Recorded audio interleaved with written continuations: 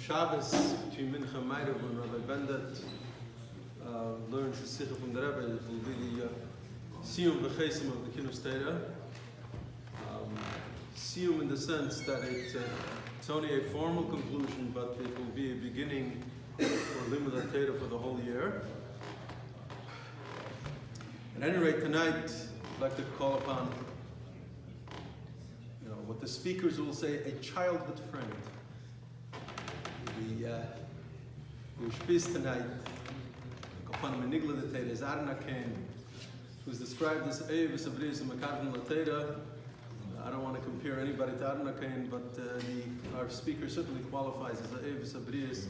He does a lot to create peace in the community, and he certainly does a lot to be Makarav people to Torah, not only here but worldwide. I'd like to call upon Rabbi Nachman Wilhelm to share some of the Torah with us.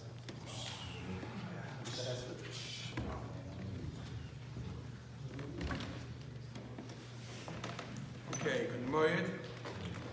A couple of days ago, somebody started talking about an Indian, and for whatever reason, they stopped in the middle.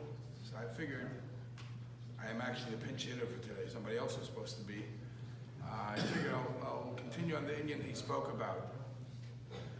The story is told that happened a couple of years ago in Eretz Yisrael. There was a convention on Shabbos, and families got together in a convention somewhere in a hotel.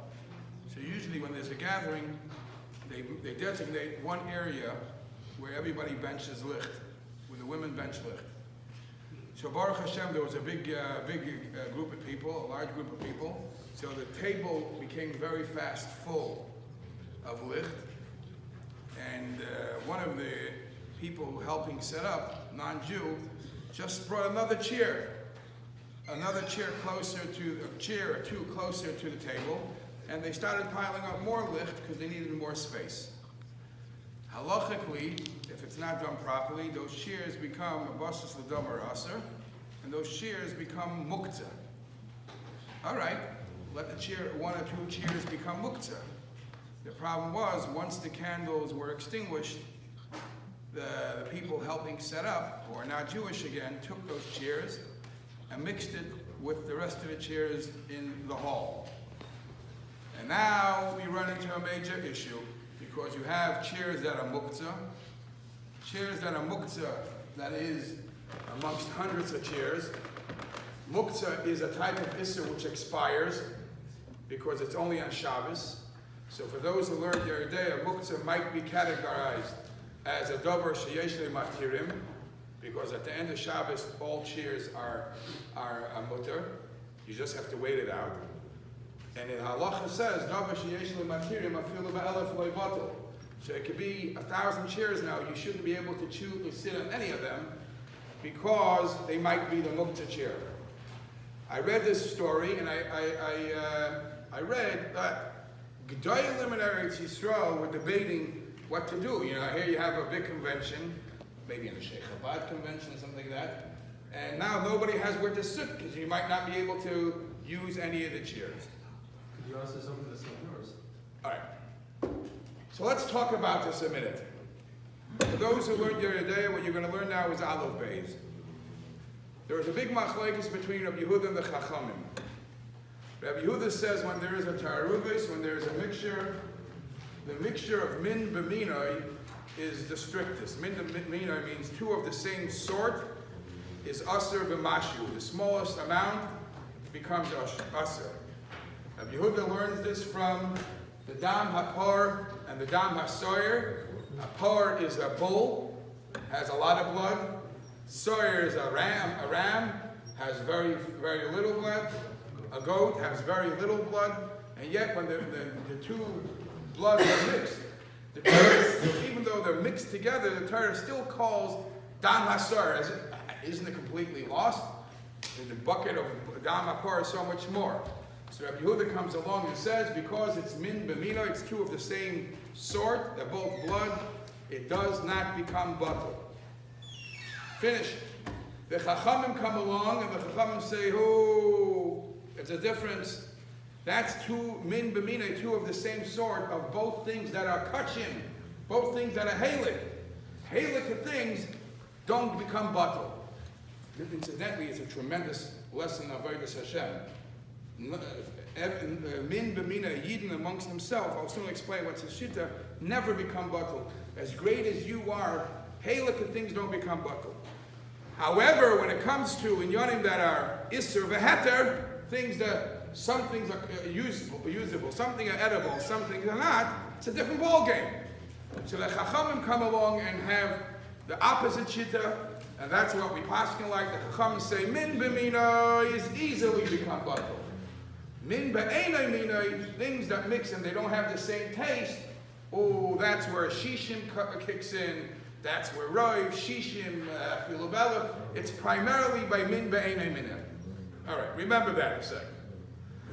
Back to the klal, that if it's a davar sheyesh lematirim, if it's a type of issa which expires by time, it does not become batal. This too has a machlokes between Rashi and Ran, what the reason is. Rashi's pshat is, if there is, like the Bacher who was here a couple of days ago spoke about the case of a Beitza Shenol, the Yontiv Beitza Shenol, the B'Shabbos, an egg that was hatched laid on Shabbos and Yontiv, for that day, it's unusable. But the second Yontiv expires, or Shabbos finishes, or whatever, it's mutter. So Rashi comes along and says, if that egg gets lost during Shabbos, during Yontiv, amongst a bucket of 1,000 eggs, a refrigerator load of thousands of eggs, no, all cannot be eaten today. Why? So Rashi comes along with the Salam de Shesvara, why should I allow games to be played that there is right now it's usher, and find tricks of bittul beroy, bittul b'shishim? Chill. Everybody in my class knows that when I teach this, I say just chill. Wait it out. You wait a couple of hours, and it's all mutter. So don't play games. Instead of just eating it now as it's usher, relying on tricks, chill, wait, and at the end of the day, there is no more isser. So as many times there is against it, heter doesn't become batal. If that's true, by the cheer, the same thing applies. The cheer is an Indian that today it's usher, tonight it's a regular cheer, that's mutter. It's not a Avodas Zarah, it's only with time. There is another reason, and this is a very, very, very delicate reason, the reason of the Ran. The Ran says that why does a davar sheyesh lematir not become batal? The Ran says, remember what I explained a minute ago, it's only when two of the same things, there is a logic why those two things who are the same don't become batal. When things are different, min ba'ina mina, over there it will become batal.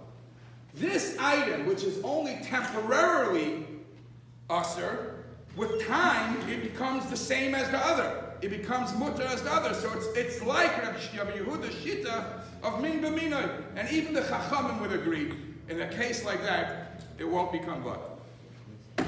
Comes along the tzlach. And the tzlach says, hold it. By food, Rashi's svara makes sense. That if you can't eat the same food twice, right, Rabbi? Once you eat it, it's consumed, it's done. So the choices are, am I going to eat it now and have a green light, isser due to bittul baroy, bittul b'shishim? Once I eat it, it's eaten, it's gone. Or should I wait it out and then I'll have a clear, open road green light without any head? So it's either or, it's a choice of one or another. When it comes to anything which is not food, when it comes to kalim, when it comes to not isuri achila, Rashi's svara doesn't apply anymore. Because even if I will or I will not be able to use it in 4 hours from now when Shabbos ends, but isur hana, an item, a keli or something like that, is something that you could use once and then you reuse it a second time, reuse it a third time. It's not gone. So the svara of achi yechlanu b'isur, yechlanu b'heter doesn't apply by Isurei Hana, by Kalim, by Muktzah. So the Tzlach comes along and says, and I don't know why they didn't bring this, it's a famous thing, and it's brought actually in the Pischei Tshuva, when the Shulchan Aruch, a very relevant shaila that can happen in many people's homes, is every once in a while you have a keli that for whatever reason has to be kasher. Let's say it's a plate, a spoon, a fork, and you didn't get to do it right away. You put it aside, you come a couple of days from now, where is that fork? Where is that plate? There happens to be that fork now, the fork and plate is lost up in the cupboard with the other forks and plates. So you have many options how to answer that problem. One option is batul b'rayv. Another option is by batul b'rayv, blow out, take a massive pot of hot water, empty out your whole kitchen and kasher your whole kitchen. And if you kasher your whole kitchen, you'll for sure get that fork and plate. So the question becomes, is that called a davar sheyesh lematirin? Because there are other options, and it'll be sure to answer the problem. So the Shulchan Aruch addresses this shaila. The Shulchan Aruch says there are different halachas, different piskei dinim for this. Either because that takes time, it takes effort. It's not like the cases I mentioned, like the Beit Shenil, the B'yontiv, the Shenil, the B'Shabbos, which just time makes the Isser disappear. Over here, when you have to do something, tzarech chetzois, so that might not, the rule of yesh le'matir will not apply. Kids, the bottom line I want to say is the shaila of the chair getting lost if you just follow Rashi's reason. And based on Rashi's reason, that only applies by Yisurei Achila. It does not apply by anything else, because even you can't tell me to wait and use it tomorrow, because then I'm losing out the time that I could have used it today and tomorrow.